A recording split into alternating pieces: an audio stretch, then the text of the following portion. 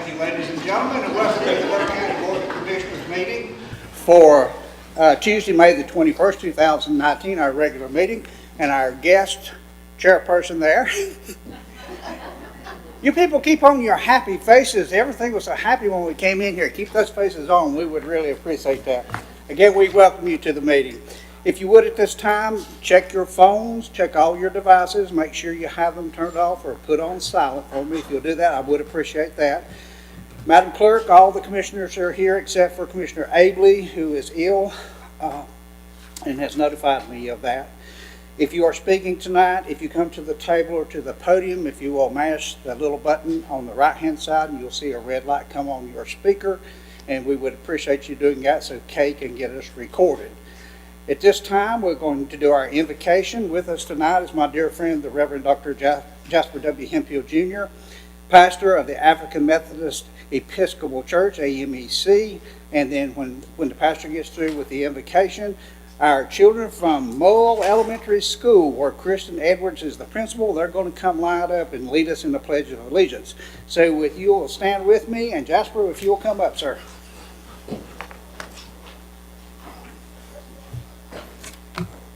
Let us pray. Father God, we thank you for allowing us to come together one more time to do the upbuilding of your kingdom, to do the business of your house. And as you continue to lead your county commissioners in all that they say and all they do, to be done to the glory of your holy name. We ask for civility, we ask for love, we ask for compassion, Lord God. We ask that you continue to lead and guide everyone in all that they say and do as they have come here for these presentations and the business of your kingdom. We thank you, we bless you, and we call you holy, and we say amen, amen, amen, and amen. Amen. Thank you.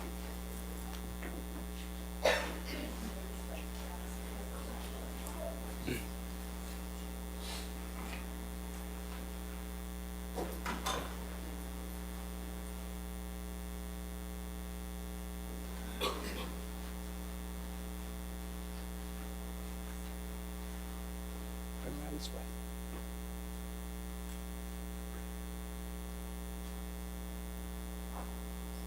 Stand, salute, pledge. I pledge allegiance to the flag of the United States of America and to the republic for which it stands, one nation, under God, indivisible, with liberty and justice for all. Fantastic. Just stay right there. We're going to come down and make a couple pictures, okay? Parents, y'all come up on the front row so you can get close up.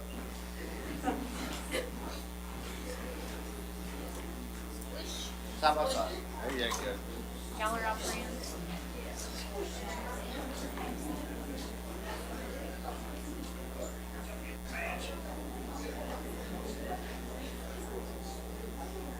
All right, have a look.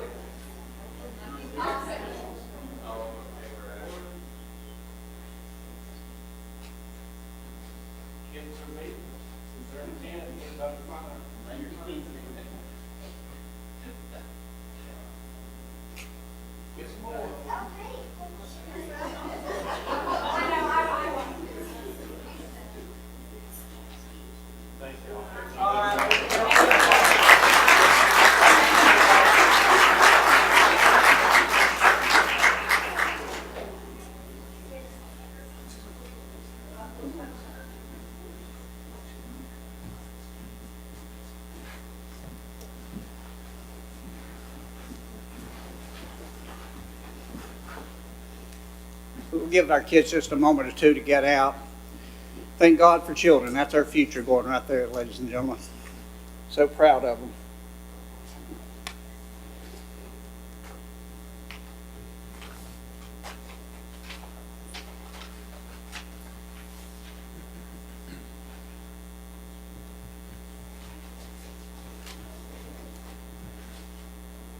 All right, gentlemen, you've had a copy of the agenda. I'll accept a motion to approve. So moved, Mr. Chair. You've heard the motion of Commissioner Mull. All in favor signify by raising the right hand. Madam Clerk, that will be 4-0. We have minutes from the Board of Commissioners February 19th regular meeting, and also you received by email the Board of Commissioners February 22nd, 2019 recess meeting budget presentation. Motion to approve. So moved, Mr. Chair.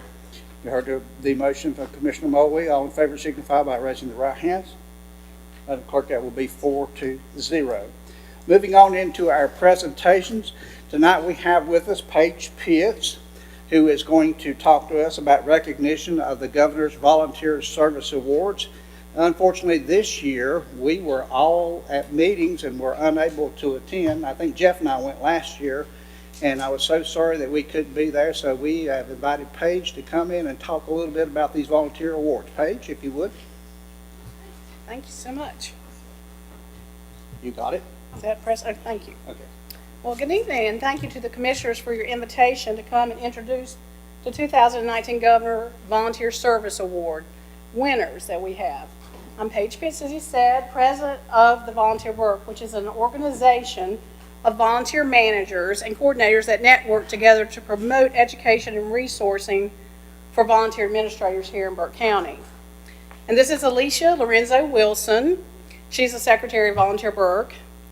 And Volunteer Burke is the governor-appointed organization in Burke County to coordinate the county's annual Governor's Volunteer Service Award. So this comes from the governor, what we do. It's not just something we decided to do locally. Other Volunteer Burke members will be introduced as they accompany the award winners up to be introduced. So I'm going to have Alicia talk a little bit. The Governor's Service Awards are orchestrated by the Commission on Volunteerism and Community Service in the Office of the Governor in the state of North Carolina. The proud tradition of volunteerism and community service was first recognized by the Office of the Governor in 1979.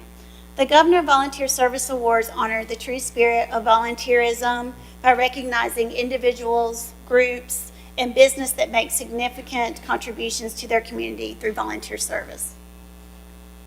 So as we call your name, please come forward with your nominator and the Volunteer Burke member that will be escorting you up. And when you get here, we'd love for you to bring your if you have your frame certificate, we'd like for you all to see what we get.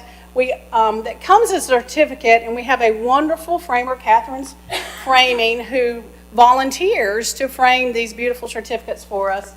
If you have that with you, we'd love for you to show it off, and who stay up here because we're going to take some pictures, and so we just appreciate it. So in the end, we have two categories that are represented this year, the individual and the group category. So in the individual category of the Volunteer Service Awards, we're going to start with Miss Shirley Beach.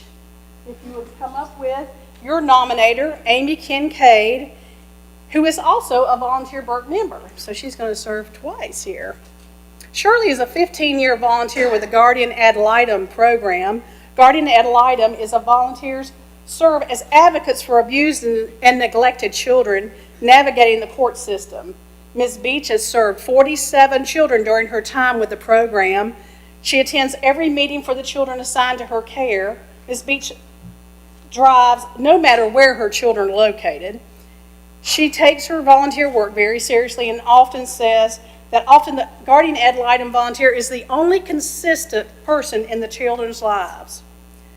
I make sure they know I care about them and I love them, is what she says. We are pleased to honor the volunteer efforts of Shirley Beach with the 2019 Governor's Service Award. Thank you so much, Shirley.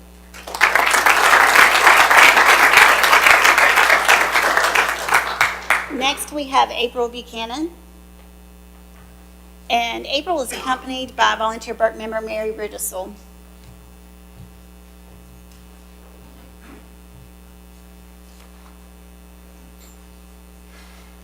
April is the leader of the local Girl Scout troop and the secretary and specialist of the Burke County Girl Scout Services Unit. Since becoming a Girl Scout leader in 2012, April has spent countless hours enriching the lives of those scouts. She serves as a troop leader for over 20 girls, cookie mom, cadet level leader, and about any other job that needs to be done. April led fundraising campaigns, and they were able to raise funds to take a trip to Savannah, Georgia to visit the birthplace of Girl Scouts organization. She also helped establish 5 new Girl Scout troops in Burke County, even arranging a regular meeting place for one of the troops. She is a natural candidate and a winner of the Governor's Service Award.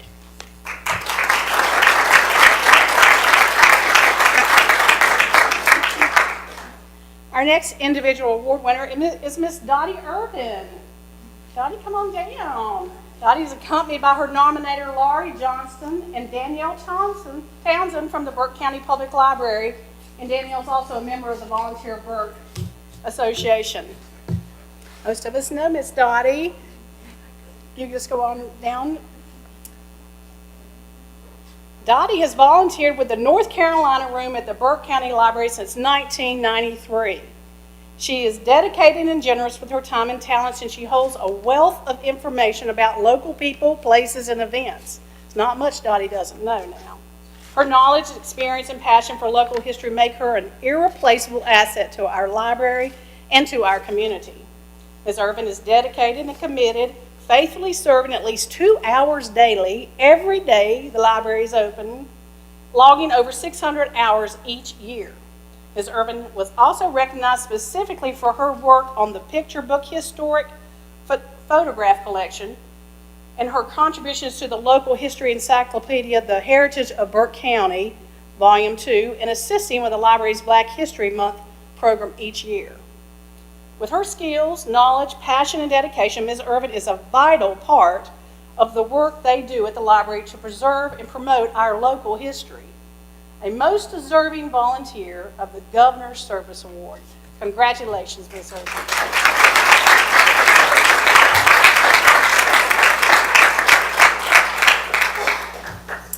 Okay, Miss Lorraine Mickey McNeely. She is also accompanied by Mary Rudisell of Burke Hospice and Palliative Care, who is also a member of Volunteer Burke.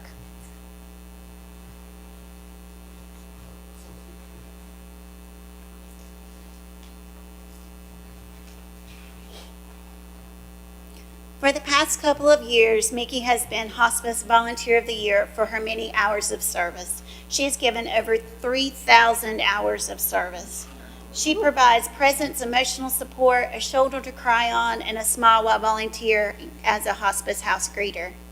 She's also provided many hours to our caregivers while sitting with a hospice patient. She provides the patient conversation and support while the caregiver runs an errand or takes a break. Mickey also provided Thanksgiving meals for 5 hospice families each year. Mickey has been a dedicated and valuable volunteer for Burke Hospice and Palliative Care. The hospice motto is adding life to your days. Mickey has been this presence for many families and the patients and is well deserving of the Governor's Volunteer Service Award.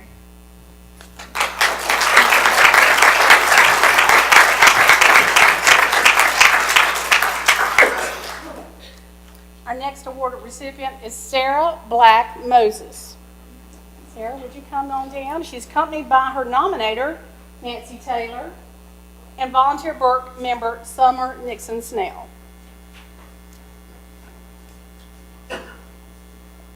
Sarah is the volunteer director for the Burke Youth Organized Philanthropists, BYOP. The organization takes students in grades 9 through 12 in Burke County schools and gives them hands-on experience while teaching them the value of philanthropy. Sarah leads them as they learn about organizational structure, the grant application and distribution process, and how to research an organization applying for a grant. BYOP gives grants to groups who serve children in Burke County. Under the guidance of Ms. Moses, BYOP awarded 5 grants in May of 2018 to local nonprofits meeting the needs of children ages 0 to 18. Those grants included funds to provide clothing for students returning to school, to implement summer children's feeding program, to support a Kids in Nature program, to develop storybook trail on the Enola Community Trail, and to purchase bikes and skates for children in a foster care program. Ms. Moses has been instrumental in developing community-minded, problem-solving young adults to support many others, now and in the future. Ms. Moses is a deserving recipient of the Governor's Volunteer Service Award. Congratulations.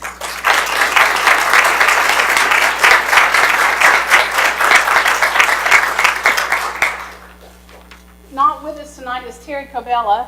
She was unable to attend, but she volunteers at least 32 hours a week at the Burke County Christian Ministries. Terry performs many services there, including creating and selling crafts and helping with all kinds of events. On most days, Terry can be found at lunchtime sitting at the tables with the clients. She keeps a smile on her face and is always willing to do more than she's asked to do at BUCM. In our group category, next we have the Lake James Fire and Rescue Department. They were nominated by Jim Powers, who is accompanying them as well, and Connie Brocklin, who is also a volunteer Burke member.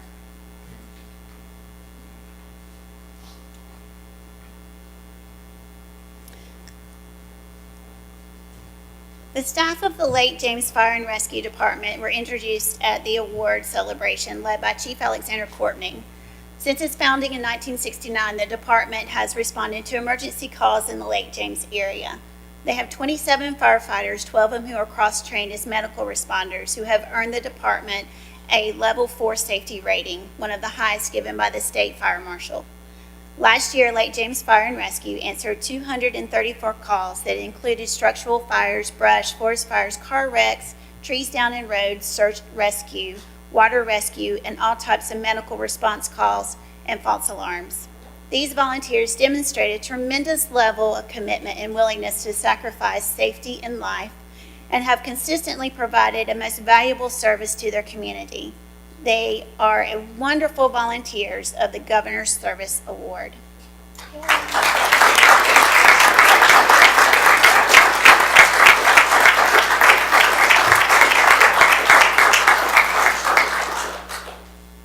Our next group for the Governor's Service Awards are the VIP volunteers at First United Methodist Church. Those include Waits Gordon, Angie Farr, and Eileen Rayner, who was not able to be in attendance. But Waits and Angie are here, and they are accompanied by their nominator, Reverend Dana McKeon, and volunteer member Brownie Rochford, volunteer Burke member. Wonderful, thank you for being here. Angie and Eileen served during the church's hospitality missions, which include cooking for BUCM Soup Kitchen and preparing Christmas meals for the inmates at the Foothills Correctional Institution. They also served as substitute cooks when the church's hostess had to take medical leave. They also serve as food committee chairs for the church's annual Night of Light 5K run. They are always ready to step in and serve. They are truly gifts to the First United Methodist Church and its many ministries and hospitality missions. Waite serves as the mission chair at FUMC and volunteers with many organizations in the community, including Habitat for Humanity of Burke County, the History Museum of Burke County, Burke United Christian Ministries, the local Veterans Service Office, Enola Group, and Assure the Future. Those are just a few. He also ministers to inmates at the Foothills Correctional Institution. Waits Gordon is one of the most committed volunteers in church and community. Volunteering for Mr. Gordon is a full-time job. You're supposed to be retired. As he spends 40-plus hours a week meeting the needs of others. He is exceptional among volunteers. Waits, Angie, and Eileen are always willing to support the church missions and ministries, and in doing so, continue to strengthen our community. They are most deserving of the Group Governor's Service Award. Thank you so much.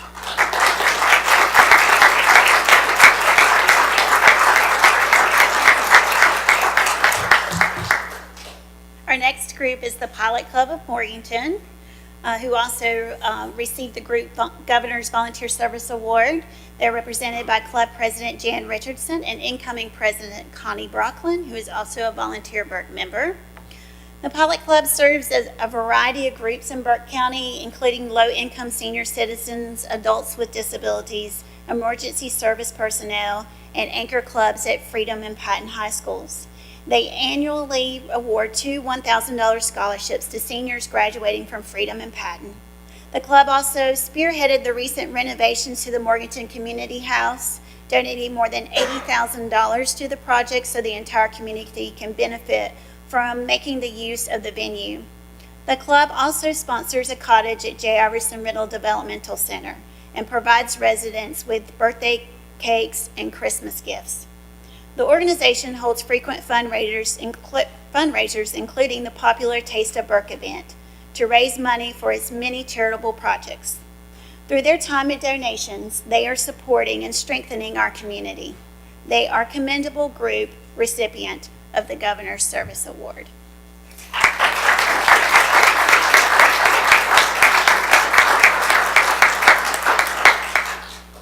And last but certainly not least, we have the Project Flower Tutors of the Burke Literacy Council.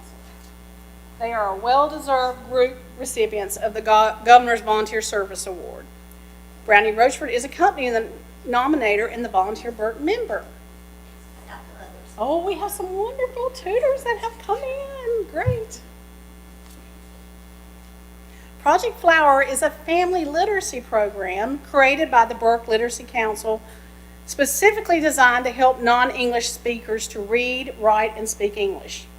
The council partnered with the Greenway Transportation and Burke County Smart Start to help 45 immigrants overcome obstacles to transportation and childcare to participate in the program.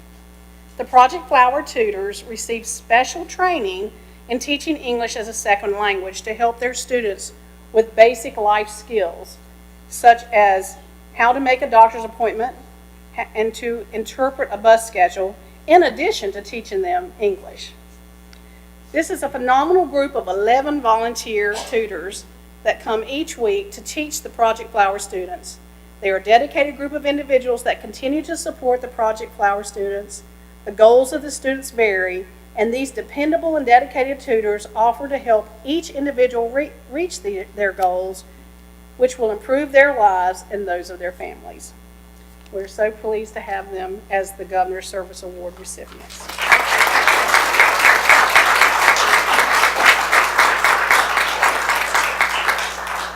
So these are your Burke County's 2019 Governor's Volunteer Service Award winners. Thank you for the opportunity to introduce these wonderful volunteers to you and the people of Burke County. Thank you so much.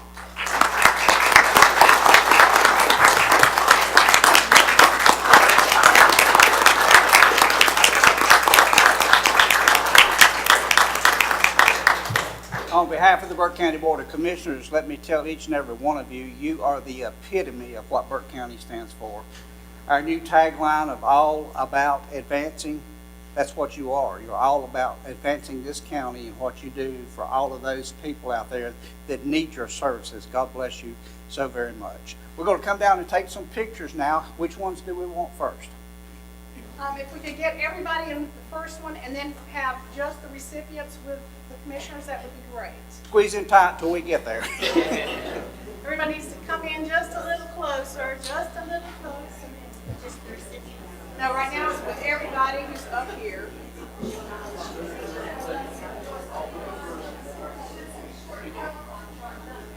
If you can, if somehow we can, I don't know if we can. Can y'all? It's in Can you there. think we can get everybody in or not? Side here. I go back.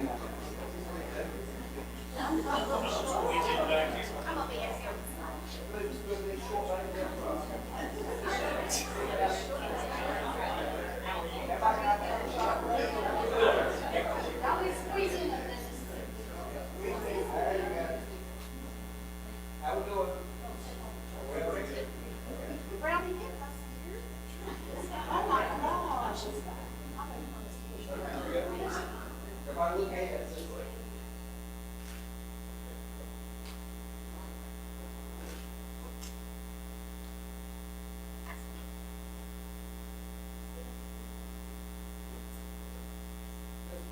And so now everybody will come out except for the recipients and the commissioners.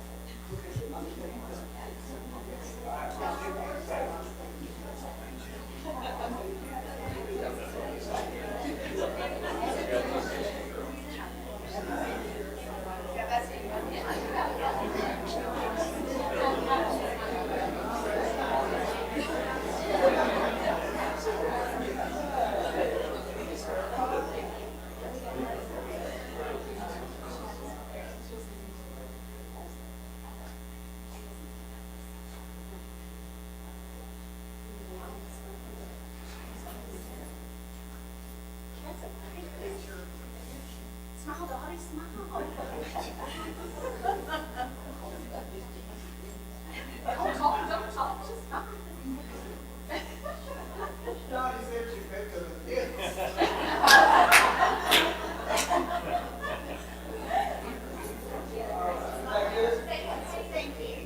going to leave Miss Dottie with a special commissioner to do a special picture.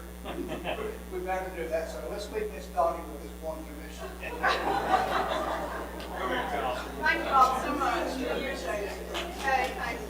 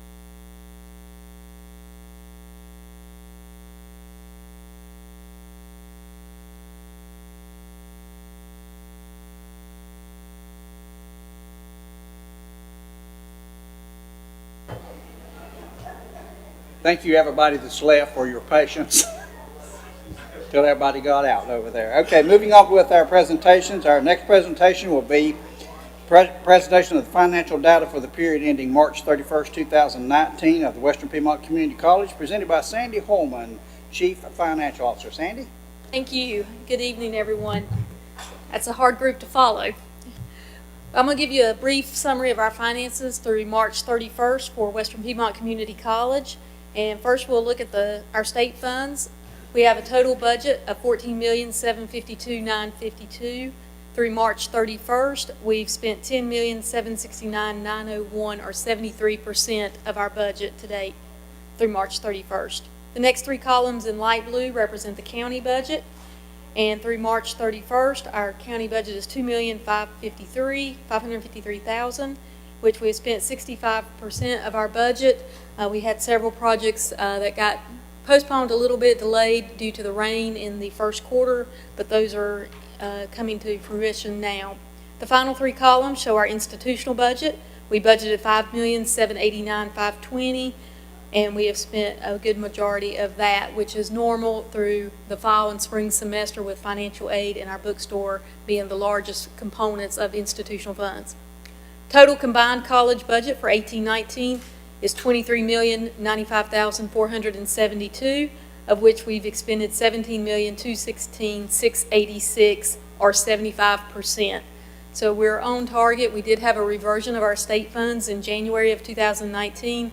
However, we still feel like we're in good shape with our budget and have no concerns for the remainder of this fiscal year. The next slide breaks down the expenditures by categories for county funding. The top three expenditure categories are salaries and benefits at 26.5%, utilities at 28%, and contracted services at 15.8%. That concludes the budget summary for the period ending March 31st, 2019. did just want to mention again, in this year's budget, the county commissioners gave us funding for an active shooter drill, which we had on May the 8th, and we're very appreciative of that. Why it taught us a lot of things that we were doing well, some we needed to improve, some training that we needed. It's a very eye-opening experience to have that collaboration with law enforcement, EMS, paramedics, our hospital system, and pull all of that together. So again, we appreciate your support in keeping Western Piedmont safe. I'll be glad to answer any questions. All right, gentlemen, you've heard Sandy's report. Any questions or comments? Hearing none, we'll entertain a motion. So moved, Mr. Chairman. All in favor signify by raising the right hand. That'd be 4 to nothing, Madam Clerk. Thank you, Sandy. Thank you very much. This time we'll move on to presentation of the financial data for the period ending March 31st, 2019 for the Burke County Public Schools, presented by Keith Lawson, Burke County Public Schools Finance Officer. Good evening, Commissioners, county officials. Thank you for allowing me the opportunity to present Burke County Public Schools' third quarter financial results. The first page contained in your packet, and the first column called Previous, the previous column, represents the various funding sources that Burke County Public Schools receives, with the state being the primary funding source, and the second largest source of funding is the county. Our previous year's total forecasted revenues were $106.6 million, and that's for comparison purposes to the next column, which is our estimated or current projected revenues of $108.2 million. Going to the right, there's a current column which represents our through 3 quarters operations. We've spent $81.8 million in comparison to the previous year of $78.5. That represents a 4.3% increase through 3 quarters year over year. The fact that 85% of Burke County Public Schools budget is payroll and related benefits, just the impact of state legislated wage increases and increased benefits would have impacted our budget by 4%. The other 3.3% represents our non-payroll and benefits categories, which is about $300,000. So to put it simply, we're right on budget through 3 quarters. To further explain where we're at, and specifically with our local funding sources, as you all have seen many times in the past, just different numbers. We have several columns which are, again, for comparative purposes, previous years. What I will point out on this particular page, if you go to the very far right column, total, that is our spending through 3 quarters of local funds, and taking you down to the number of $1,142,983. What that represents is our fund balance position through 3 quarters of this year. That one number out of a $100+ million budget, that one number is the gauge that tells me where we're at simply for our entire budget. And it is virtually the same number as we were at through 3 quarters of last year. And last year we used $98,000 in fund balance, so I expect us to be in that position again at the end of this fiscal year. So with that being said, I'll certainly be happy to answer or try to answer any questions you may have. Questions or comments, gentlemen? Mr. Chairman, I don't have a question, a good report. I just have some interest on the nurses. Is the state going to pick those up this year, or is the county still going to be responsible for most of that? Well, the way nurse funding works, we don't receive specifically an allotment to fund or pay for nurses. What we are, however, in our at-risk 069 funds that's allocated from the state, we are allowed to pay nurses from that allotment, as well as our safety resource officers.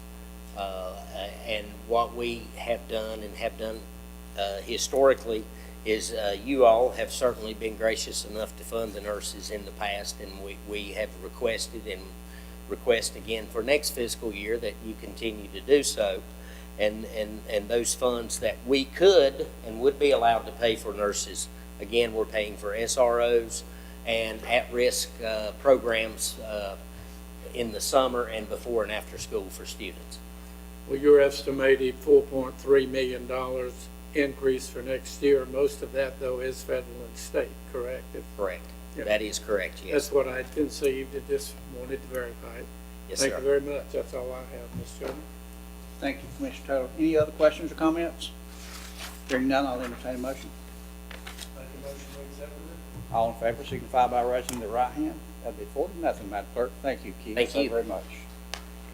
We'll now move into our scheduled public hearings. Our first one is zoning map amendment ZMA 2019-02, presented by Scott Carpenter, Deputy County Manager and Planning Director. Scott? Thank you, Mr. Chairman, gentlemen. It's good to be here this evening. I just have one, a brief rezoning. I always like a brief rezoning. So I believe I answered most of your questions at the pre-agenda meeting, but this is a request from RQW Properties to rezone one parcel of land that totals 8.23 acres. The request is to rezone the property from its current zoning of industrial to R2 residential. The parcel is also within the I-40 overlay district. The 911 address of the parcel is 7600 Franklin Street, Connolly Springs, North Carolina. Although the property is zoned industrial, there are no industrial or commercial uses or structures on the property. The primary structure on the property is a single-family residence, which was built in 1941, and there are several accessory structures that are associated with it. There is approximately 2.5 acres of wooded area on the property, and the remainder of the property is cleared with grass. The residence is on private well and an on-site wastewater disposal system. The property is located within the Lake Hickory Water Supply Watershed Protection District, and the parcel is accessed by a perpetual 10-foot right-of-way and easement from Franklin Street for ingress and egress. Apparently, at one time, this parcel was part of the industrial zoning and warehousing to the east of it, and when it was cut off, this was not rezoned to reflect what the actual land use is. So that's how this wound up being. So you see, this was all one piece, and then this was subdivided off for a factory, but it retained the industrial zoning. So land uses in the surrounding area are a mixture of industrial as well as residential uses. There are also several vacant parcels in the area. If you look at the current zoning map, which was just there, you see that it's R2 residential all around, and so this will naturally fit right in to that category. The current land use plan for Burke County is the 2016 to 2030 Blueprint Burke Strategic Land Use Plan, and the parcel is designated as rural agriculture because it is located between two secondary growth areas, and these areas are typically considered rural in nature, and access to infrastructure and public utilities is generally more limited. Of course, in the future, this could have extensions from the industrial sites. And so, as far as conformity with the Burke County zoning ordinance, the current zoning district for this parcel is industrial. The zoning ordinance defines the industrial district as a district in which the principal use of the land is for industrial and warehousing. The industrial district has a greater potential of environmental impacts than in other residential districts. The proposed residential R2 district designation is intended for low to medium density residential. So this rezoning will bring this into compliance with the ordinance, as well as bring it in with the surrounding land uses. The planning board met, and they made a recommendation and passed this 5-0 to recommend to this body to approve this rezoning request. And of course, a statement of consistency would be required to adopt this if you so choose to do so. All right, gentlemen, you heard the presentations. Questions for Scott? Mr. Chairman, I don't have a question, but Scott, I understand the big concern here is that no industry or manufacturing plant would be able to utilize this, even though it is almost connecting with Interstate 40 because of a 10-foot right-of-way. And that seems to be the best choice is to rezone it. But if somebody buys the property, the Evans, next to Wade Reaver's place, they'll have to deal with that 10-foot right-of-way also. So That's they may right. purchase it back and want it rezoned. But anyhow, for right now, I see the wisdom of it and appreciate it. Thank you, sir. Any other questions or comments? Hearing none, Madam Clerk, at this time I'll open the public hearing. Is there anyone here that would like to speak to zoning map amendment ZMA 2019-02? Hearing and Yes, I'm Ray Weaver, and I'm the owner of it, and one of the main reasons I wanted to rezone it.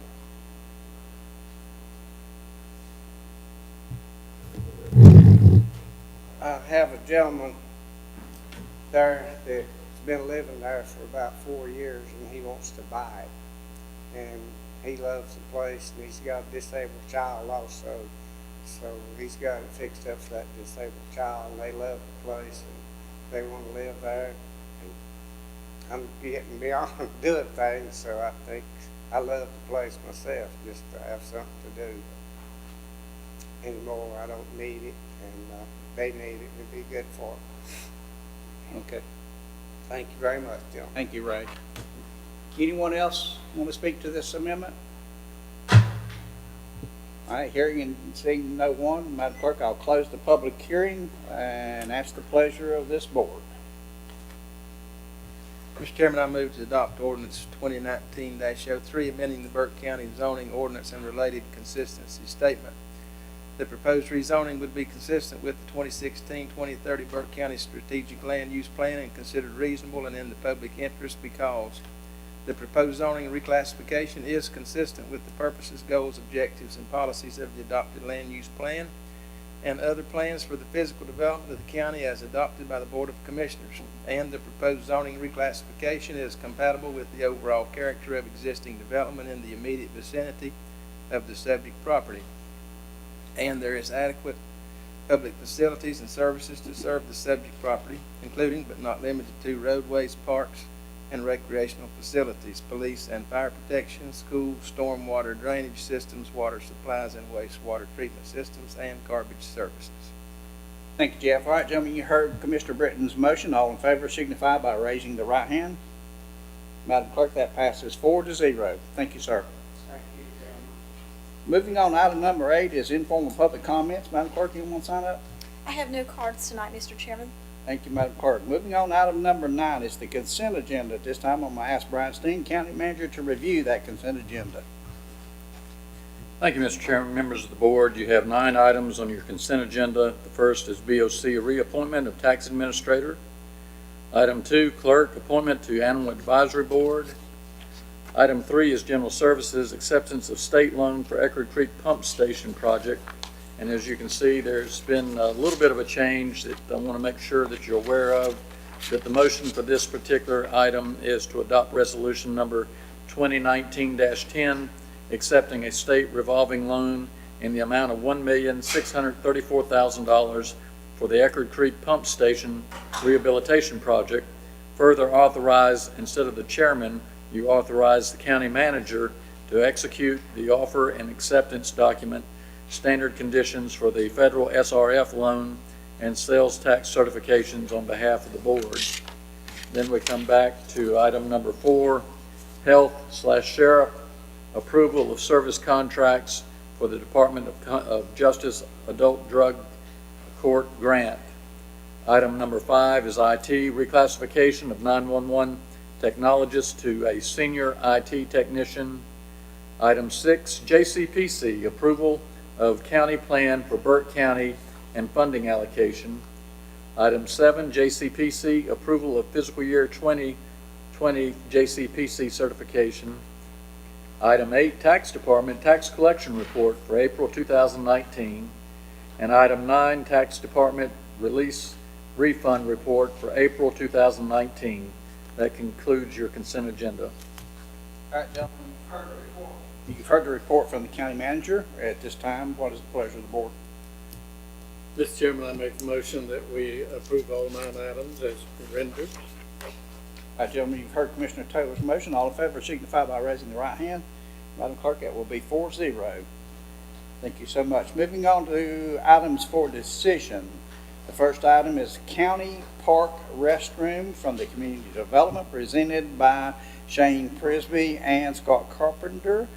Gentlemen, take the podium. Thank you, Mr. Chairman, members of the board.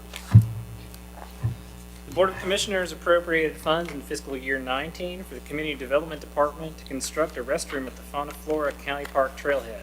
Because of the higher than expected contract price for the White Creek Covered Bridge, the Community Development Department was instructed by the Commissioners to move forward with the bridge project and return the board with the additional cost of the restroom. After pricing out the options, a 2-stall flush restroom with well and septic is the preferred option. The total price of the project is $100,000. The restroom would be manufactured, delivered, and installed by CXT Incorporated for $65,000, which is state contracted pricing. The well septic system site prep will be $35,000, which includes a contingency of 5%. The alternative is a pit/vault toilet system, which offers little savings initially and the long-term expensive pump and haul. Thank you, sir. Questions for Shane? Just, Mr. Chairman, one comment. In pre-agenda, we discussed this, Shane. This is, we're going to have a dog-friendly fountain or something there to be dog-friendly so they can get water. Yes, that is correct, and we've planned that into. As part of this cost. Yes, we think that it would fall within our contingency and shouldn't be of a dollar value to throw any of the. We'll make it work. Okay, good, thank you. Mr. Chairman, Madam Clerk, I'm assuming you asked the concerns that I asked the pre-agenda. Yes, sir. Yeah. Scott, it just kind of blows my mind, I believe it's $588 a square foot for that building. And and I think one of the questions I had the Madam Clerk to ask was, did we price or get a bid on custom building it, or is? I did. And so when we did the initial design, when we were doing the bridge design, the estimates that came back from Destination by Design for one that was custom built was about $78,000. And it does not afford the concrete structural elements that this does. So it would be much more subject to running down and having vandalism and other things than this one. And Shane has a few things to say about this particular structure for you. And the price itself includes the engineering and design costs, as well as the transportation, the materials, the fixtures, the faucets, mirrors, water fountains, plumbing. It comes delivered as an entire package, and that's what's wrapped up into those costs, as well as our site prep and the contingency of everything. So this is the total price, and their timeline is good. So it addresses our need of a restroom quickly while being at a competitive price for it, and also saving us in the long run on maintenance. These units are installed in Hickory. We've talked to them. Some of them were installed by Miles Champion, who is our General Services Director, when he was working for the city. They've had little maintenance issue. They're easy to clean. They work really well, and you can hook them up the next day. So we feel that this is the best value out of all the options we pursued. One of the other major concerns, and I'm realizing this is a double question. I mean, y'all been through this with your pre-agenda, but one unit per, one for male, one for female. How did we come up with just needing one? Do we have estimate of traffic? Do we have, what are we going by? Just It appears to me that we could probably build one for 3 or 4 is just about as cheap as you could build one for 1. I don't know, but just very little more cost. And I guess my concern is twofold, the amount of money. I can't help but think how many people we could deliver county water to for that kind of money. But the other concern is just how did the facility itself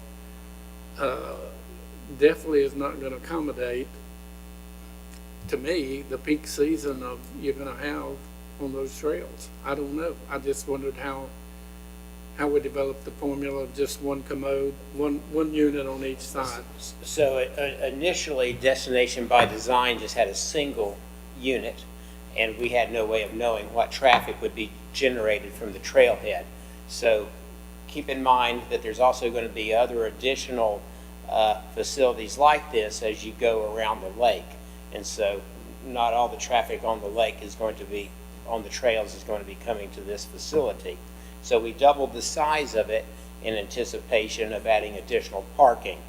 And in the future, there could be the need for another one, but we already have the well and the septic in, and we could add a single unit.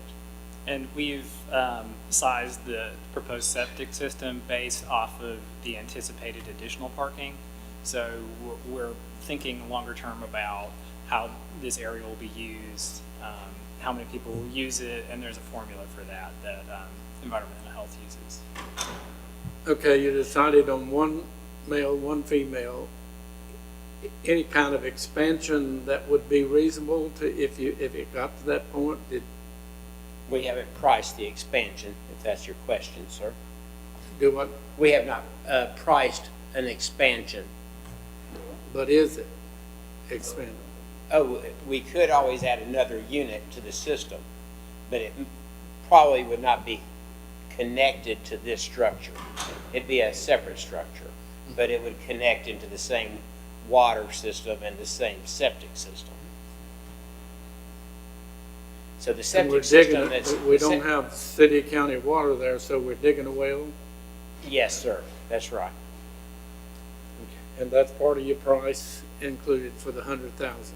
That's right, and site preparation as well. Thank you. It's all gone up, as you know. Other questions or comments? Hearing none, the chair will entertain a motion.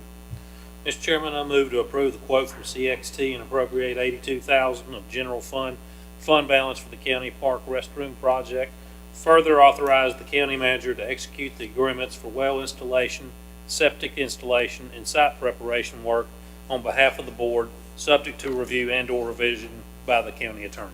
All right, gentlemen, you've heard the vice chair's motion. All in favor signify by raising the right hand. All opposed? Madam Clerk, that will be 3-1 with Commissioner Taylor dissenting. Moving on to, thank you, gentlemen.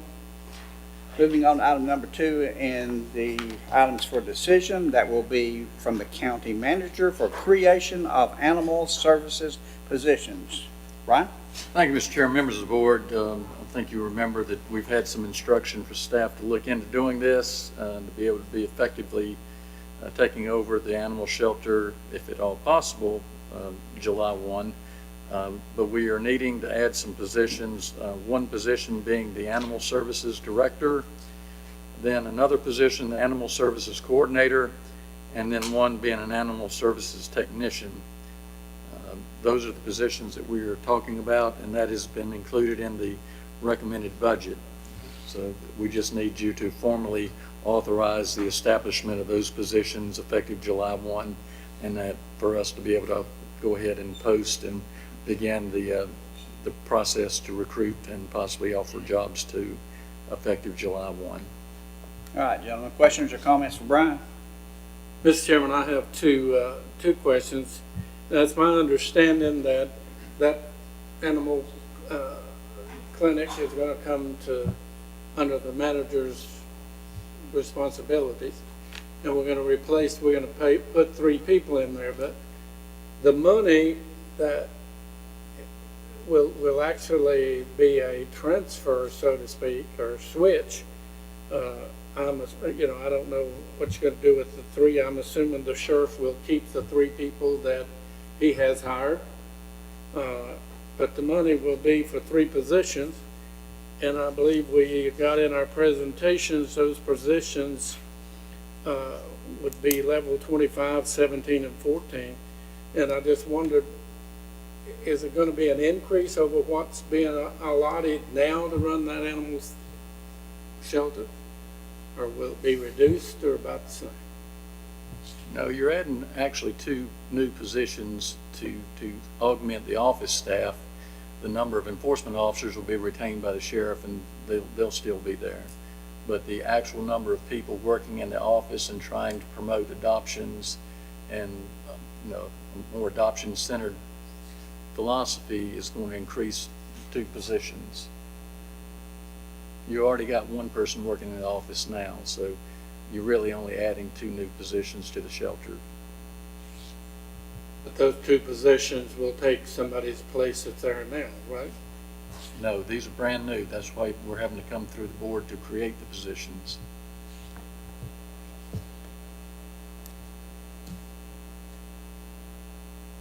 That's the only questions I had, Mr. Chairman. Any other questions or comments?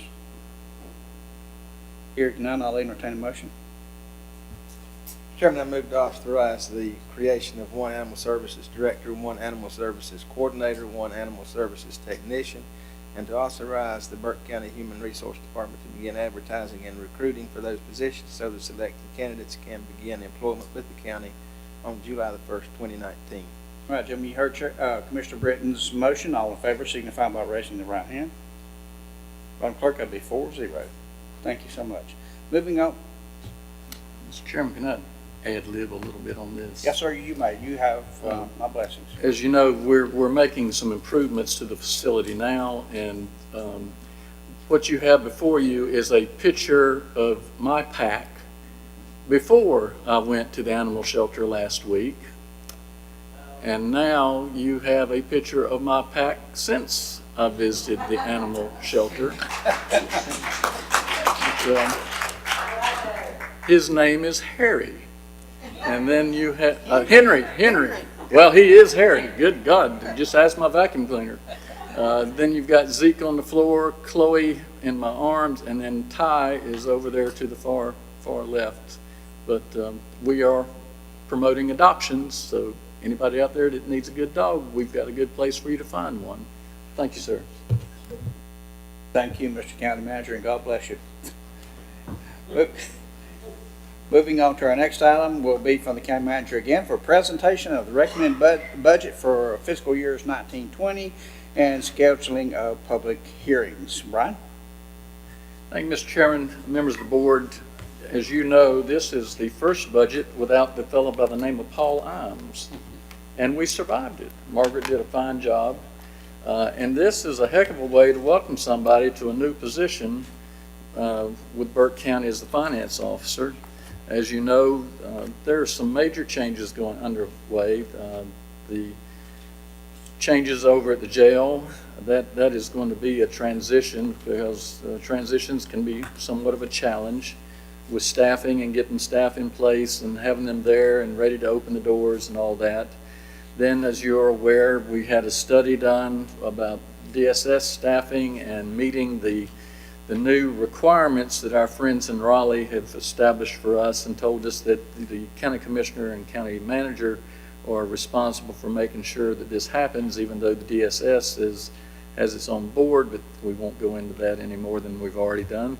But you also have the animal shelter, we're trying to make some changes there. So there are some significant changes that we're having to deal with in this upcoming budget, as well as other increases that are normal. You've seen and are aware of the increases that we experienced with the Sheriff's Department trying to get their wages to a competitive wage for this area, as well as the completion of the 3rd year of the staffing study for salaries for our general county employees. These are all included, and of course we have projects that we have authorized tax incentives on for economic development that will be coming in to the possibility of having to make payment, but that aside, this budget that I will present a recommended budget to you comes in at the current tax rate of 69.5 cents, so there's no change from the past year. And we will be able to have discussions about that during our budget workshops. All right, comments or questions for Bryan at this time?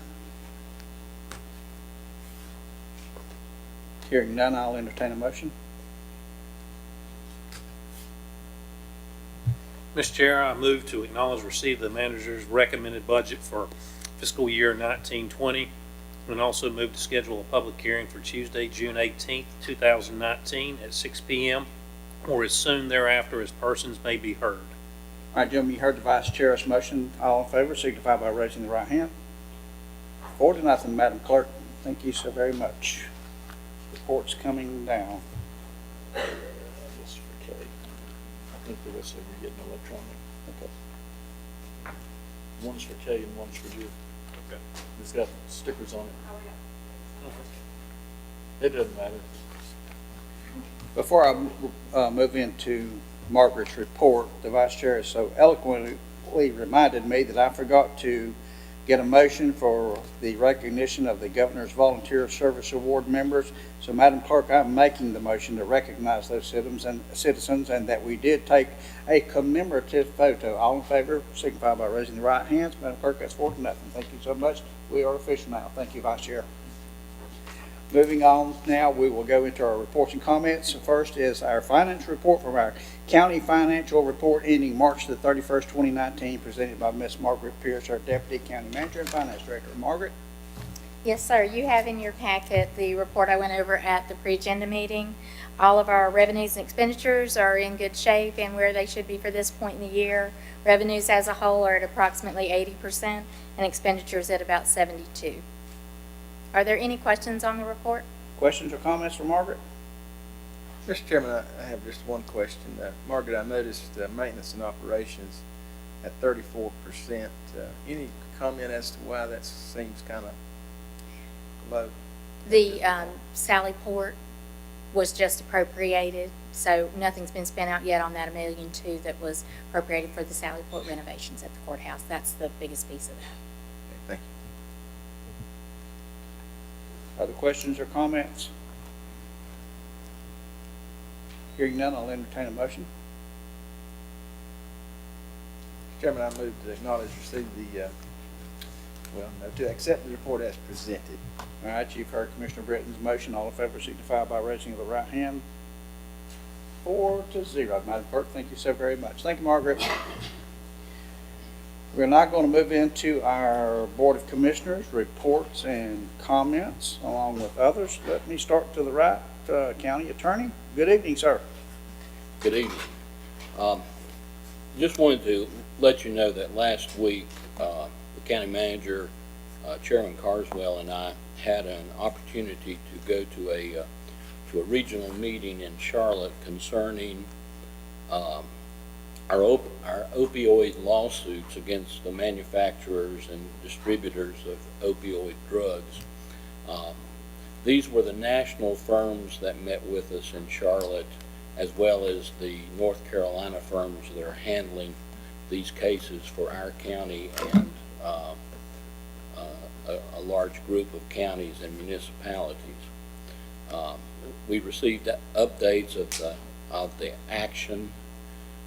We were told where the Track 1 lawsuits are, and it looks like that the first lawsuit that will be tried of these will be either in Cleveland, Ohio, or in Las Vegas, Nevada, sometime this fall. So it starts with one lawsuit, and the more they try, the more hopeful we are that a settlement will be reached to undo some of the damage from the opioid crisis. We got to see clips of depositions while we were there, and we also got to hear from the federal master, who is the official who reports to the judge concerning how settlement might go. He gave us 3 or 4 different directions that he thought settlement could take. It was a good give and take session, and I think we all came away from it better informed and understanding the future on these things. Thank you, Mr. County Attorney. Commissioner Taylor? Mr. Chairman, in addition to the regulars that's in your package, I did want to report that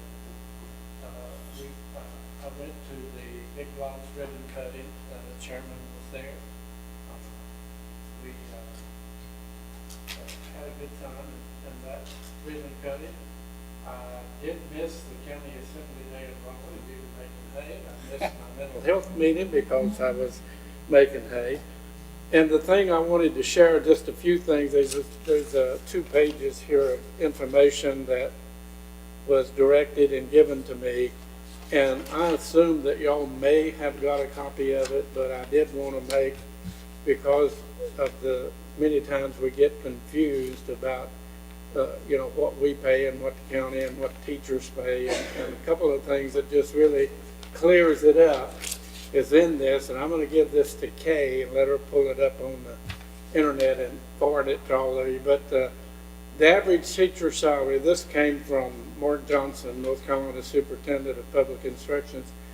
The average teacher salary in North Carolina is $54,000 per year. The average salary for a beginning teacher in North Carolina is $39,300.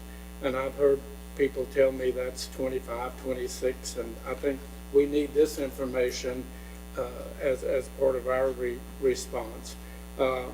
And I didn't know this, but it's important. The state sends $1,300 per teacher to schools for textbooks and supplies each school year. And they don't have to buy their own Kleenex and their own toilet paper. And I think it's important that this information is very new, very valid, and obviously coming from the top of the ladder of where we are with our schools. And that ends my report. Thank you, sir. Mr. Vice Chair?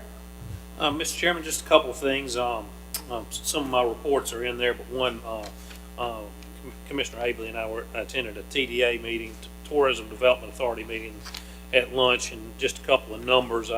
March visitation was 256 at the TDA. April was 177. A lot of good things going on at TDA. Revenue for February 2019, February over February, was up 31% over last year. So big numbers there. Tax receipts are up 16% over last fiscal year. So really good things happening because of tourism and other things, but tourism is playing a big part. I will say many of you are familiar with our state magazine. We're going to be featured. Burke County is going to be featured in that. I believe it's the October edition, and that's a big deal. We're in a lot of different publications, but that's one I've grown. I've subscribed to for years, and so that's quite a coup to be able to be featured in a mini page feature for that. So that's coming up. A couple other things. Went on a tour of Broughton. It was I know many of you have already been on that tour, but I was able to go on a tour a couple of weeks ago. Beautiful facility. Probably some people think it should be, since it took 7 years to build it, but but once it's done, it's very nice. And then Chairman Carswell and I attended a meeting in Rowan County. It's part of the 2019 district meetings, spring meetings districts for 10 and 12, and it was concerning the county tier system that we all are familiar with. It gets confusing, so it was a lot of good information there. And then we all attended the annual Western Piedmont Council of Governments meeting. That's why we weren't able to attend the volunteer meeting, and so because we were at that annual meeting. And the last thing I want to do is I want to thank our Burke County Public School Board for reappointing me last week for another 4-year term to the Western Piedmont Board of Trustees. So thank you. I appreciate their vote of confidence. Thank you, Mr. Vice Chair. Commissioner Britton? Sir? Madam Clerk? Thank you, Mr. Chairman. Members of the board, just like to remind you that in your packet are the responses we received to the Animal Services recommendation. And there will be a rabies clinic June 3 through 7 that is brought to you by the Burke County Animal Control and your local vets. So I would encourage you all to take advantage of that. Thank you. Brian, anything else? No, sir, thank you. Bryan and I did attend County Assembly today in Raleigh and met with our senator. The House had already retired and came home, so we weren't able to do a whole lot, but we did lobby as hard as we could on behalf of Burke County. I would remind each commissioner I am sending you updates regularly on legislation in the General Assembly that affects our county. Don't want to leave us on a negative note tonight, but a lot of that legislation is negative toward the county. So let's stay on top of that and be sure that Warren and Hugh both know our objections to some of these bills that are trying to be ushered through at this time. I have a few reminders I want to remind all of you about. May the 22nd, that would be tomorrow. That would be Maynard and Wayne. You're scheduled to do some ethics training, sirs, at 10 o'clock a.m. at Western Piedmont Council of Governments. May the 24th is grand opening and ribbon cutting of our White Creek Covered Bridge at 10 a.m. at Lake James Linville access area off of 126. I hope the public will join us there. That is the most beautiful bridge I've ever laid my eyes on. Just a great day. May 27th, our offices will be closed for Memorial Day. May 30th, we have a budget meeting scheduled at 3 p.m. On June 4th will be our pre-agenda at 3 p.m. Also on June the 4th, we will have a budget meeting at 4 p.m. if necessary. June 6th, we will have another budget meeting at 3 p.m. if necessary. June 18th will be our regular meeting at 6 p.m. And then for everybody in Burke County, June 21st, the North Carolina School of Science and Math groundbreaking at 2:30 p.m. with a lot of special guests that day. Great speakers have been invited to be there. And I don't think there's anything else for announcements. Madam Clerk, let's move into the vacancies. Thank you, Mr. Chairman. We have the following opportunities for citizens to get involved in our boards and committees: the Hickory Regional Planning Commission, the Adult Care Nursing Home Community Advisory Committee, Council on Aging, Juvenile Crime Prevention Council, City of Morganton Board of Adjustment and Planning Board for the ETJ, Voluntary Agriculture Board, Burke County Board of Adjustment and Planning Board, Western Piedmont Regional Transit Authority Transportation Advisory Board, Partners Behavioral Health Management, the Animal Advisory Board, Burke Senior Center Advisory Council, the Western Piedmont Community College Board of Trustees, and on the state level, the Burke County Board of Social Services. Thank you, Madam Clerk. By way of those folks that are watching us on YouTube or maybe other means, please read over these. We are in dire need of people, especially in the our retirement homes and rest homes and places like that. I know that's not the greatest of places to have to volunteer for, but again, we're all putting family members in those places, myself this week, and so I just would love to see people volunteer for those things. I want to remind everybody to have your pet spayed or neutered, and also please pick up a piece of trash for me somewhere. The sheriff got me the other day mowing and cleaning up, and thank you, Sheriff, for blowing that siren and scaring me absolutely to death. About fell off of the John Deere. So, we do have a need for closed session tonight pursuant to North Carolina General Statute 143-318.11 A3, 4, and 6 on a personnel matter. I am going to invite Miles and Scott to join us in that meeting. I want to advise the media that there will be a decision made tonight if you would like to stay for that decision item when we come out of closed session. I'll need a motion to go into close. So moved. All right, we'll take about a 5-minute and then meet for closed session.